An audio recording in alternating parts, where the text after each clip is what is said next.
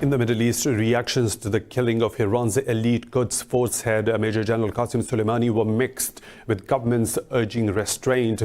The two major powers, Saudi Arabia and the UAE, called for de-escalating the situation, while the US ally Israel backed the move. Saudi Arabia called on the international community to fulfill its responsibility to take necessary measures to ensure regional security and stability. The UAE urged wisdom and political solution above confrontation and escalation. Qatar warned of the continuation of escalation in Iraq, saying that could lead to unfortunate results. Bahrain and Egypt called for de-escalation and containing the situation. But Israel said it stands with the US in its struggle for peace, security and self-defense. US President Donald Trump has authorized the resumption of Pakistan's participation in a US military training and educational program. Assistant State Secretary for South Asia Alice Wells said the move is to strengthen military cooperation and advance US national security. Wells said the overall security assistance suspension for Pakistan remains in effect. The decision was first announced by the State Department last month. The resumption underscores warming relations that followed US President Donald Trump and Prime Minister Imran Khan's meetings last year. Pakistan's Prime Minister Imran Khan says Indian police brutality has reached a new low. In a tweet, PM Khan said Indian Prime Minister Narendra Modi's government is working on Muslims' ethnic cleansing agenda. In Indian state of Uttar Pradesh, police put a Muslim man on protesters' list, even though he died 6 years ago. Tens of thousands of people have been protesting across India against the citizenship law discriminatory to Muslims for over a month. 27 people have been killed in the protests and hundreds more have been injured in clashes with the police. The UN Security Council meeting on providing aid to Syria's embattled Idlib province has failed to reach an outcome. Humanitarian aid that currently flows through the UN-designated checkpoints in Turkey and Iraq will come to an end on January the 10th. Diplomats say they have made no progress on the situation in Idlib. Officials have stressed the importance of renewing the urgently needed cross-border aid. The UN has called for an immediate ceasefire in Libya and urged the combatants to return to political dialogue. In a statement, the Secretary General Antonio Guterres said any foreign support to the warring parties will only deepen the conflict. Guterres repeated, using restraint is essential to create an environment favorable to ending hostilities. The statement comes after Turkey's parliament agreed to send troops to Libya to support the government of national accord. In the meantime, the GNA said it no longer trusts the UN support mission in Tripoli. Meanwhile, General Khalifa Haftar has accused the Turkish president of attempting to revive the Ottoman legacy in Libya. In a televised address, Haftar said his forces accept the challenge of Turkish military intervention. Haftar called on Libyans to unite and take up arms against Erdogan, who he called a colonizer. The Eastern commander said the Libyan National Army victory in Tripoli is almost within the reach. He said the battle will now become a war in the face of Turkey. The enemy has announced war. He has advertised aggression and decided to invade our nation. He better stay watchful. The friendly Turkish people, which are tied to us by brotherhood in Islam, must stand in the face of this deranged gambler. Greece has warned Ankara not to cross its red lines following a maritime jurisdiction accord between Turkey and Libya. In an interview, Prime Minister Kyriakos Mitsotakis said Greece will not permit Turkish activities that infringe on its sovereign rights. Mitsotakis said Athens is ready to talk with its neighbors, including Turkey. He said if no agreement is reached, Greece will look to international jurisdiction for help.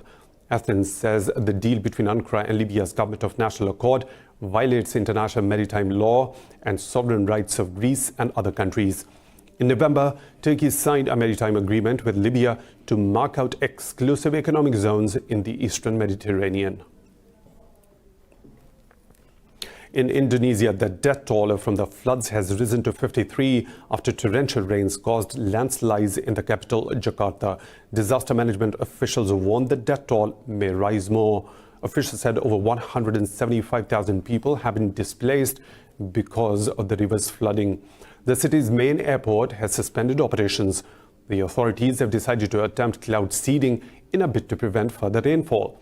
Riverbanks of Jakarta and nearby towns were inundated after heavy rain fell on December 31st and January 1st.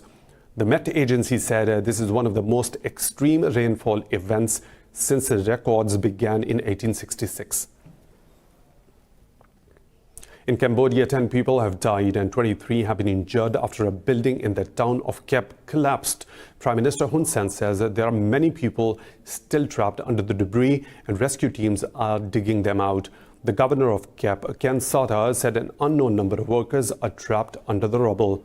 He said authorities have detained the building's owners for questioning. Sata said emergency crews are still working to remove concrete slabs and cutting through iron fittings to find more people. Cambodia is going through a construction boom to serve growing crowds of tourists and investors.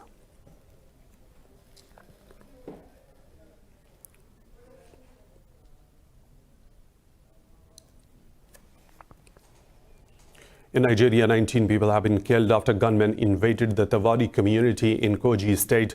Locals say the attackers burned homes and other buildings, including the palace of the local king. Police say the identity of the gunmen remains unclear. In Sudan, a global peacekeeping mission says violence in the West Darfur region over the past week has killed at least 65 people and wounded 50 others. The intercommunal clashes that began in December have been the worst for years. The Joint African Union and the UN mission said it was deeply concerned by the deteriorating situation in Al Geneina. The violence broke out after a dispute between Arab and African ethnic groups in the state capital of Al Geneina. Arab militiamen raided a camp for internally displaced people and attacked and burned several villages. In Bolivia, the Electoral Tribunal has set May the 3rd as the date to elect a new government. President Janine Áñez's interim government assumed power after President Evo Morales was forced out in November. Electoral Tribunal Vice President Oscar Hassan-Toffel said the elections will choose a president, vice president and members of the Legislative Assembly. He said a second round will be held if no clear winner emerges in the presidential vote. Morales' movement towards Socialism Party is the country's largest political faction. From exile, Morales said he expects his party to win the elections. The overthrown president stepped down after a wave of protests accused him of rigging elections in October. More stories to follow right after a short break.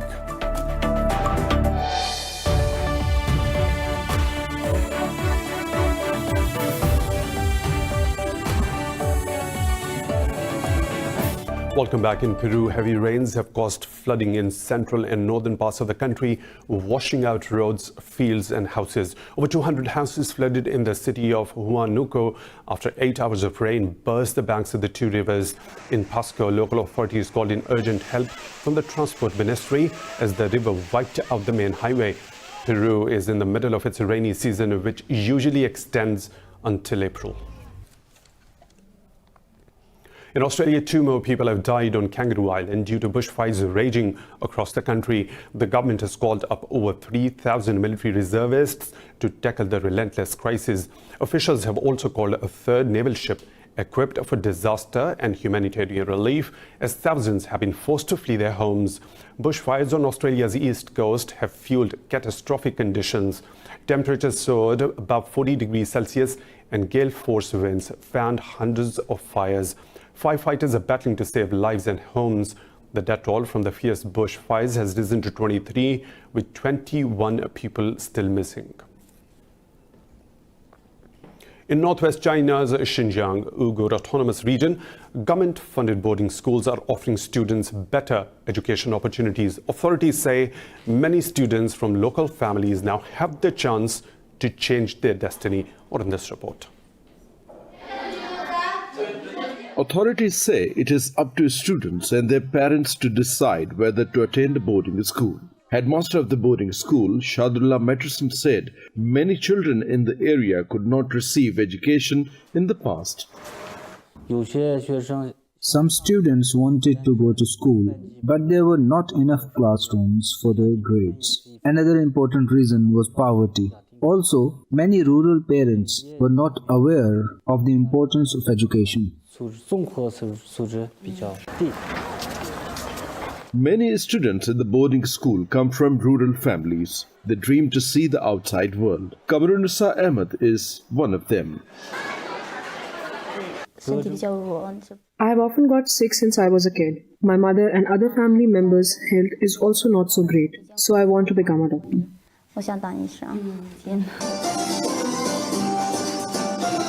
Boarding schools are part of the national level drive to reduce poverty through education. A Chinese photographer has filmed 70 glaciers to demonstrate the threat of global warming. After filming for 7 long years, he found glaciers are shrinking. More about the melting glaciers in this report. One young Chinese man made it his mission to get up close and personal with glaciers. They are beautiful, but they won't look like this forever. This is the warning Wang Xiangjun brought to the UN's 25th Climate Change Conference in Spain. His documentary clearly showed what's left when a glacier vanishes, a barren, desolate landscape of sand and rocks. After I shot more than 70 glaciers in Tibet, I found that all glaciers are shrinking. What does this mean? It means global warming is indeed a very serious thing happening around us. In 2019, China beefed up its latest plans to protect the environment, a plan that includes glaciers, forests and wildlife. It was a year in which the country's forest reserve increased by 2.1 billion cubic meters last year. China's firm determination and commitment to ecology protection has given everyone the dignity. Protecting the glaciers and protecting the homeland is no longer a slogan, but something that everyone can strive to do through practical actions.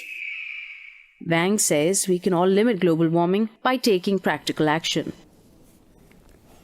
A traditional New Year festival in Peru went badly wrong when a bull rampaged through the crowd. Several people were injured as onlookers ran for cover. People tried to help the injured who had been hurt as the bull tossed men into the air like rag dolls. The event, where bulls are released into an open field, is part of a 4-day religious festival held to celebrate the New Year.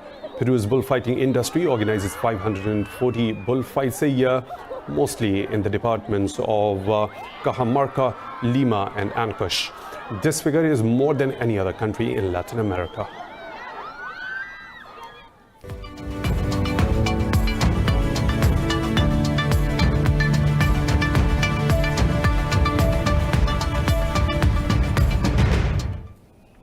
US electric car maker Tesla has reported a jump in its fourth quarter car deliveries that has lifted company shares on the back of a boost in its US and Chinese output. The automaker delivered over 100,000 vehicles in quarter ending on December the 31st.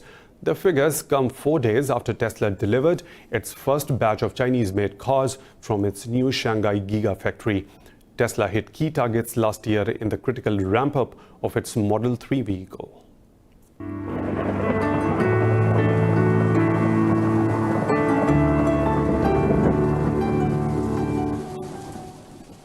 Time to take a look at the weather situation from around the globe.